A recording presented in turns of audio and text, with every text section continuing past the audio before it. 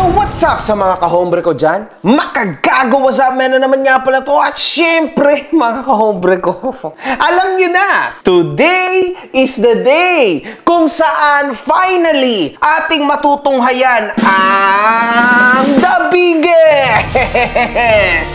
biggest disappointment ngayong taon. Grabe mga kahombre ko, the biggest burador. Pag may mali ka, Gavin, ha? Harapin, huwag mong taguan kasi it will come back biting you. The biggest pilit na tawa sa balat ng comedy circle sa social media.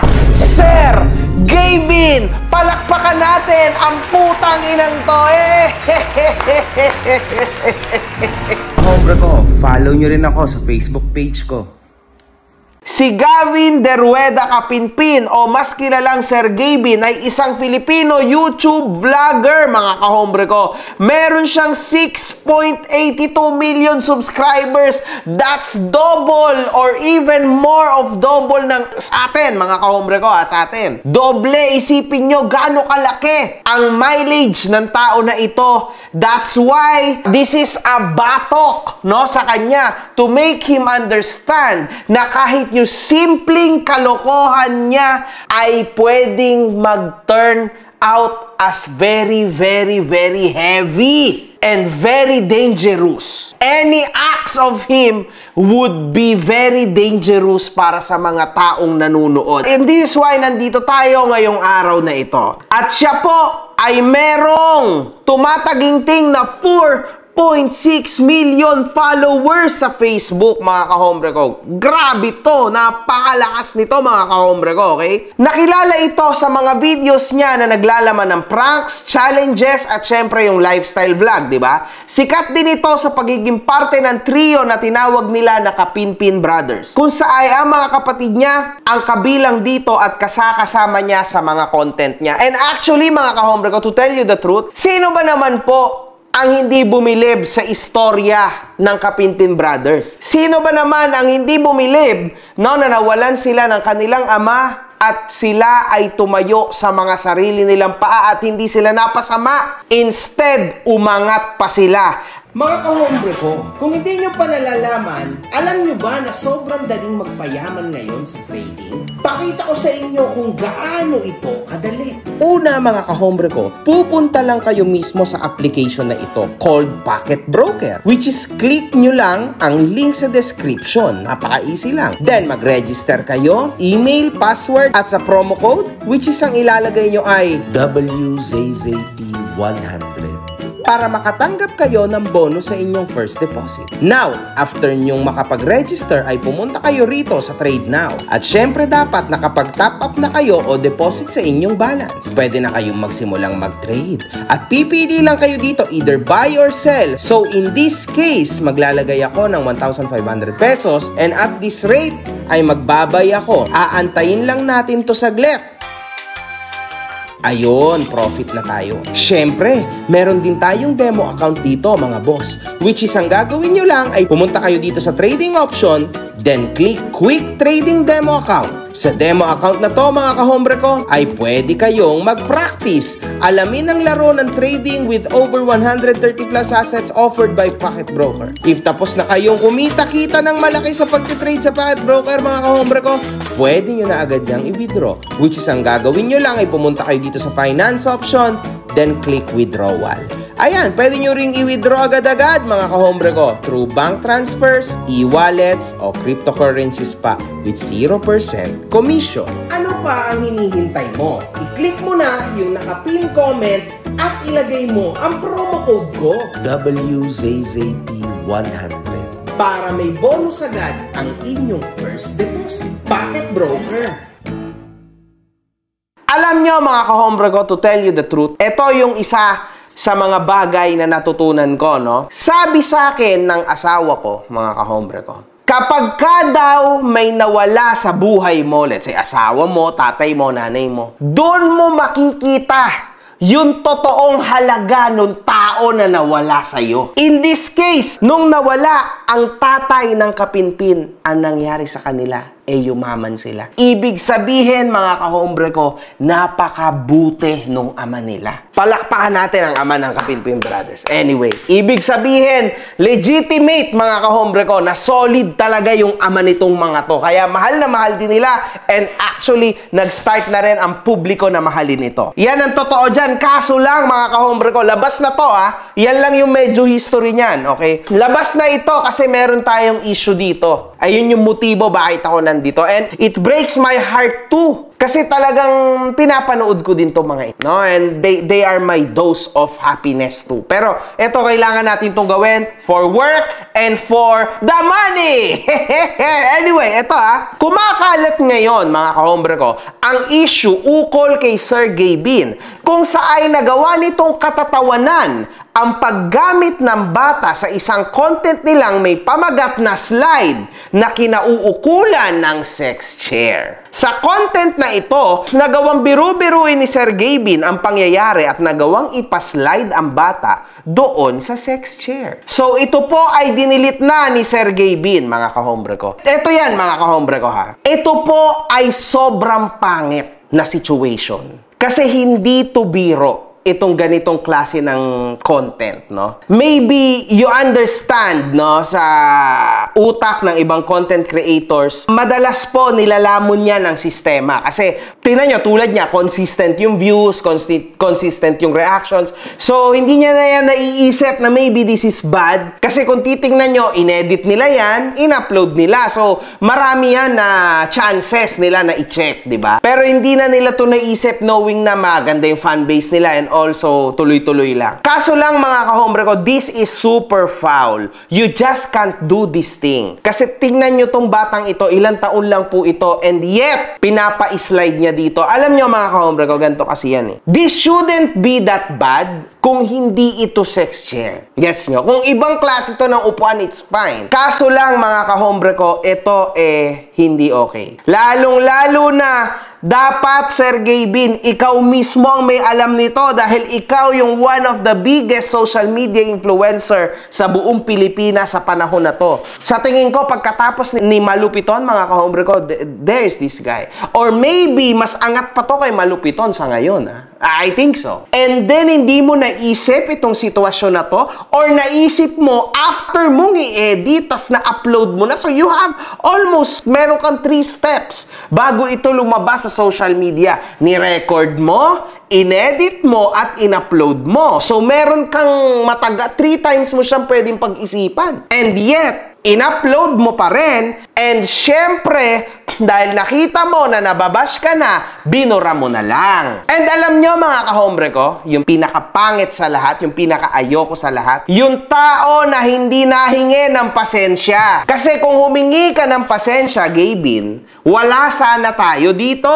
Sino bang hindi naniniwala sa repentance? Yung mga taong maliliit ang utak. Sana humingi ka na lang ng pasensya at inamin mo na lang yung pagkakamali mo. Wala na sana tayo dito. Pero hindi. Ang plano ni Gaybin, mga kahombre ko, makalimutan na lang ng lahat itong content na ito. Tulad ng mga nakaraan nila na issue. Ganun lang. Pero hindi, Gaybin. This is not that type of content na pwede mong ganun-ganunin lang. This is a very serious threat para sa mga alam nyo na sa social media. Lalo na at napakalawak ng iyong reach. Hindi mo masasabi, internet is a super dark world kung saan usong-uso po yung exploitation, mga kahombre ko. This is very, very, very sensitive, mga kahombre ko.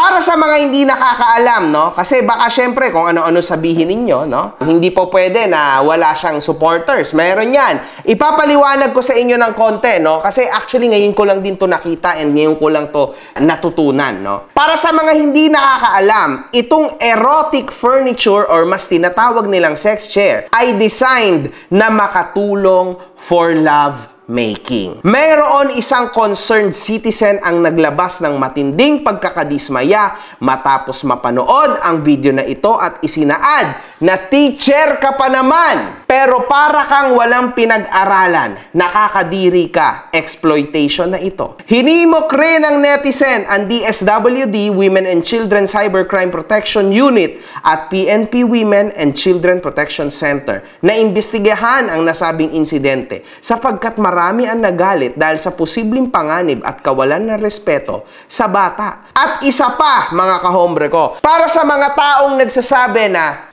bagong taon, bagong talpakan, meron o wala lang naman pipiliin nyo eh. Nasa link down below, nakapin. Try mo, meron o wala lang naman pipiliin mo. Let's go! Maaari naman na yoga chair lang to or wala lang to. No! Or maaari na hindi nila alam kung ano to. Hindi! They know very well kung ano ito. Uy! Gago ka! Tantra chair to ah! Pang ano to ah? Huwag mo na ituloy, alam mo na yun. Loko ka kayo. Hindi boy, hindi lang yan. Hindi lang yan, meron. Hey. Ano yan? Tingnan mo. Ano yan? Ano to? Karina. Bakit? Para mo kang gamit na gamit.